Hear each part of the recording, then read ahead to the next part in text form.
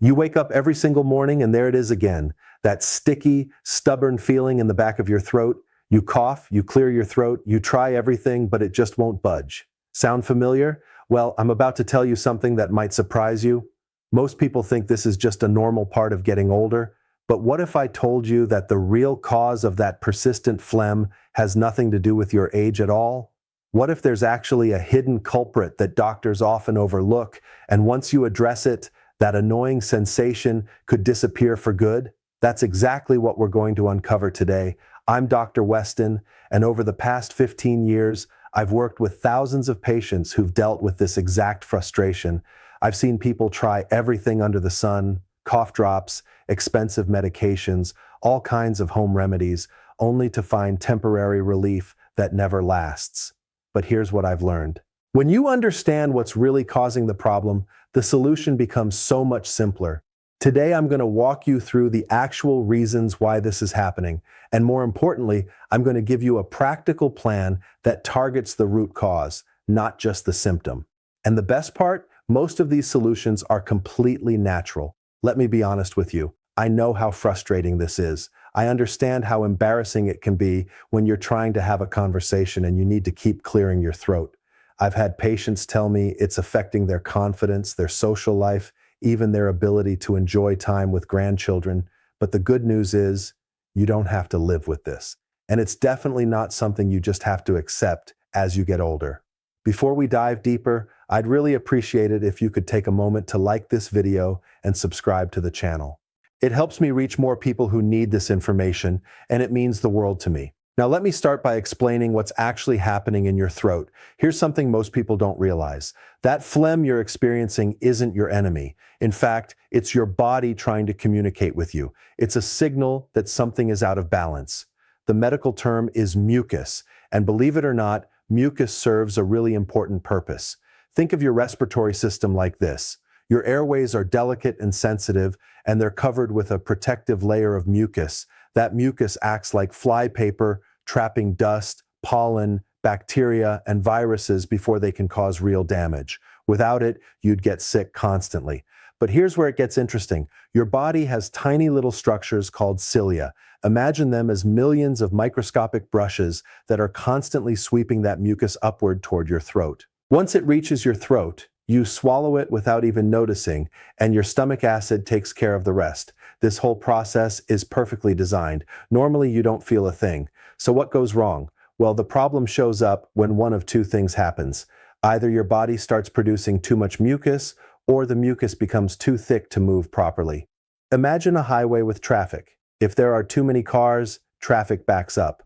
But also, if each car is too wide and slow, the entire system collapses. That's what's happening in your throat. It's congestion, and that's what you're feeling as that stubborn phlegm. Now, about the idea that this is just something that comes with age. Yes, your body changes as you get older. Your throat tissues can get drier. Your cough reflex isn't as powerful. And here's something really important. Your sense of thirst actually decreases with age. This means you might not be drinking enough water, which thickens the mucus even more. So, while aging plays a role, you absolutely don't have to resign yourself to this problem.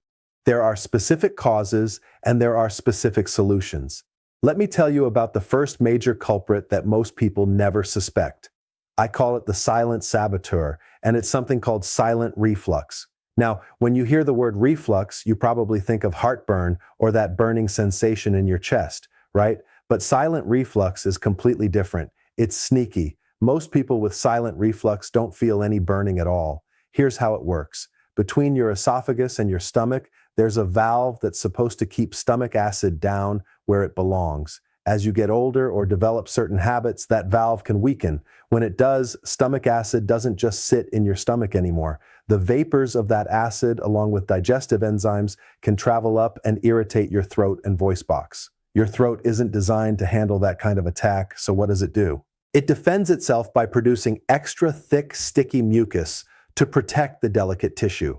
That's the phlegm you're feeling. It's not a cold. It's your throat's protective response.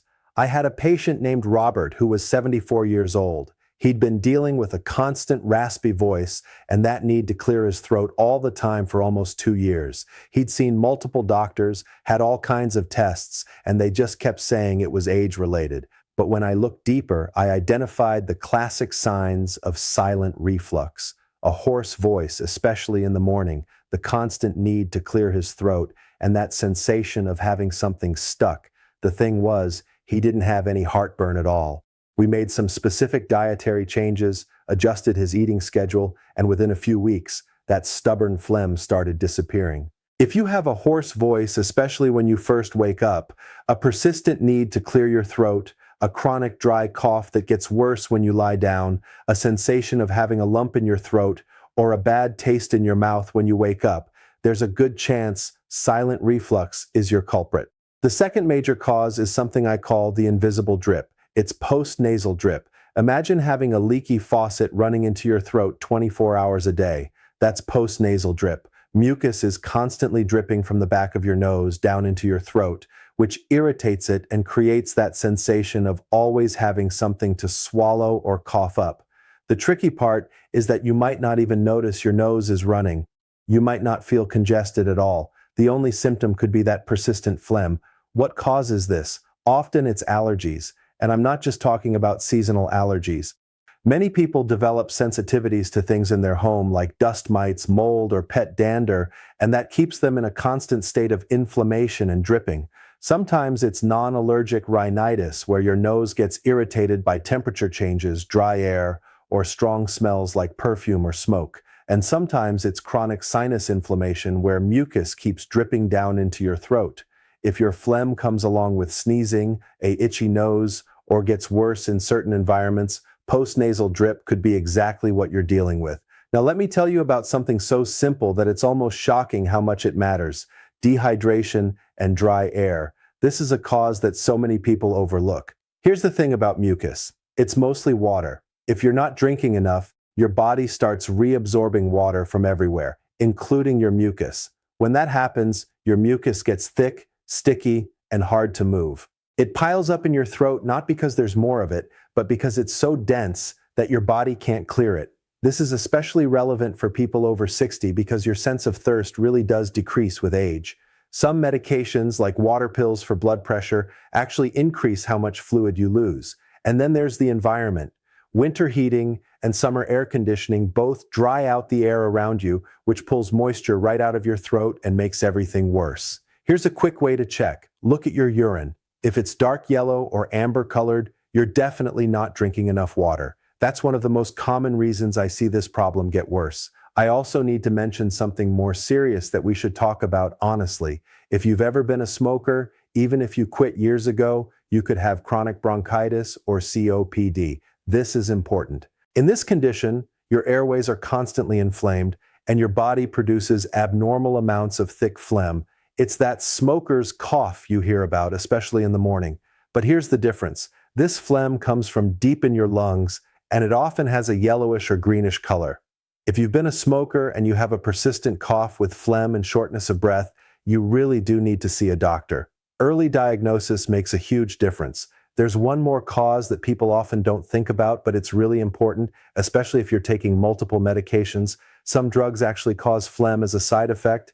Certain blood pressure medications, particularly ones that end in a suffix like "prile," can cause a dry, irritating cough that makes you feel like you have phlegm. Some allergy medications can dry out your throat, which makes the mucus thicker and harder to clear. Now, here's what's critical. Never stop taking a medication on your own. But do become a detective about your own health. If this problem started right after you began a new medication, have a conversation with your doctor. Ask if the medication could be contributing. Usually, there are other options available. So now you understand the causes. Let's talk about the solution. And I'm not talking about a quick fix that lasts a few days. I'm talking about an actual system that addresses the root of the problem. The most powerful first step is intelligent hydration. Most people know they should drink more water, and the general recommendation is around 1.5 to 2 liters a day. But here's the secret that most people don't know. The temperature of what you drink matters. Warm liquids are dramatically better than cold liquids for dealing with phlegm. The warmth helps dissolve the mucus, and the steam soothes your airways. Make warm drinks your best friend. Start your morning with warm water and lemon. Have a cup of herbal tea mid-morning. Warm chicken or vegetable broth is excellent. In the afternoon, try warm ginger with honey. The best teas are ginger and lemon because ginger is a powerful anti-inflammatory. Thyme tea has expectorant properties that actually help clear phlegm.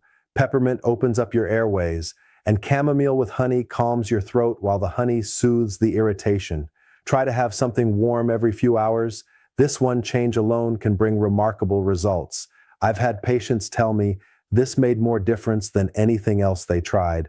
And here's something that might surprise you. The environment you're breathing in matters just as much as what you're drinking. You could drink all the water in the world, but if the air around you is dry as a desert, you're fighting an uphill battle. Control the humidity in your space, especially your bedroom. If possible, get a cool mist humidifier and keep the humidity between 40 and 50%.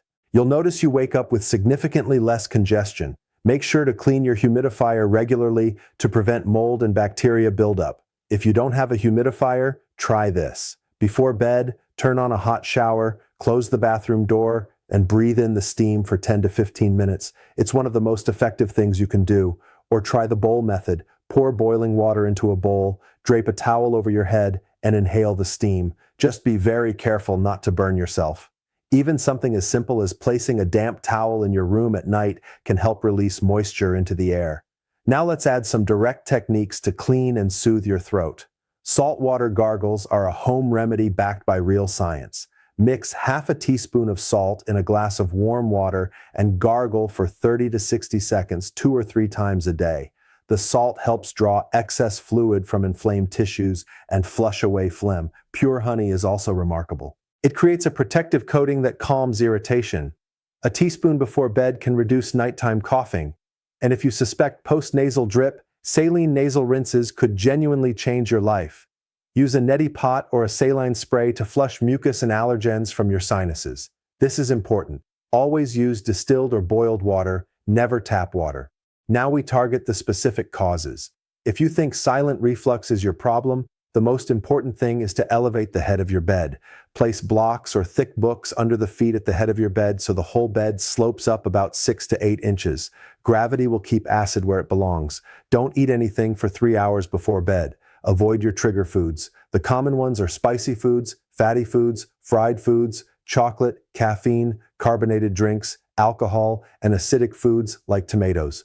If post-nasal drip from allergies is your issue, reduce allergens in your home. Use dust mite covers on your pillows and mattress. Wash your bedding in hot water regularly and vacuum with a HEPA filter. If you have pets, keep them out of your bedroom. Consider a HEPA air purifier for your room. By combining all of these steps, you create a system that doesn't just mask the symptom, it actually fixes the underlying problem. That's real, lasting relief. But I need to be clear about something. While this information is powerful and based on medical knowledge, there are times when you absolutely must see a doctor. Please contact your doctor without delay if your phlegm persists for more than a month, even after trying these approaches. If you cough up blood or blood-tinged mucus, if your phlegm turns a dark green, bright yellow, or brown color, and you have fever or feel generally unwell, that could indicate a bacterial infection. If you experience difficulty breathing, shortness of breath, wheezing in your chest, or any chest pain. If your phlegm is accompanied by unexplained weight loss or extreme fatigue, if your lips or fingernails turn bluish, that's a medical emergency. I want to empower you with knowledge. I'm not trying to replace your doctor, but you should know when something needs professional attention. Here's what I want you to remember. That persistent phlegm isn't something you have to live with forever. It's not just part of getting older, it's your body sending you a message. And now you know how to listen to that message and respond. The plan is simple. Choose one step. Start with whichever one seems easiest for you. Maybe it's drinking 2 more cups of warm tea each day. Maybe it's doing saltwater gargles. Maybe it's getting a humidifier. Whatever you choose, commit to it. Small, consistent changes add up to remarkable results. Tell me in the comments which remedy you're going to try first. I genuinely love hearing what you're planning because it helps our whole community. And if this video has helped you, please share it with someone you care about who's dealing with the same issue. Remember, this video is for informational and educational purposes only. Always consult with your personal doctor before making any changes to your health. If you found this video helpful, don't forget to subscribe to the channel and hit the notification bell so you never miss a health tip. See you in the next video.